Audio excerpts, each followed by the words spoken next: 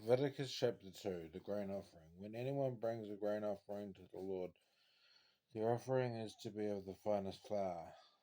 They are to pour olive oil on it, put incense on it, and take it to Aaron's sons, the priests. The priests shall take a handful of the flour and oil, together with all the incense, and burn this as a memorial portion on the altar, a food offering, an aroma pleasing to the Lord.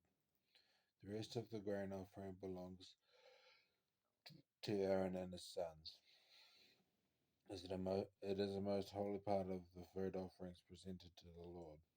If you bring a grain offering baked in an oven, it is to consist of the finest flour and thick loaves made without yeast, and with olive oil mixed in, or thin loaves made without yeast and brushed with olive oil.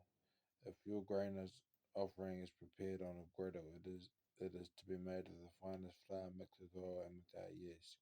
Crumble it and pour oil on it. It is a grain offering. If your grain offering is cooked in a pan, it is to be made of the finest flour and some olive oil. Bring the grain offering made of these things to the Lord. Present it to the priest, who shall take it to the altar.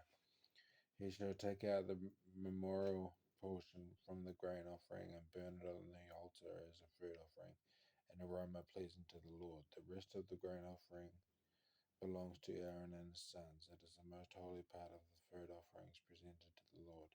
Every grain offering you bring to the Lord must be made without yeast, for you are not to burn any yeast or honey in a food offering presented to the Lord. You may bring them to the Lord as an offering of the first fruits, but they are not to be offered on the altar as a pleasing aroma. Season all your grain offerings with salt. Do not leave the salt of the covenant of your God out of your grain offerings. Add salt to all your offerings. If you bring a grain offering of first fruits to the Lord, offer crushed heads of new grain roasted in the fire. Put oil and incense on it. It is a grain offering.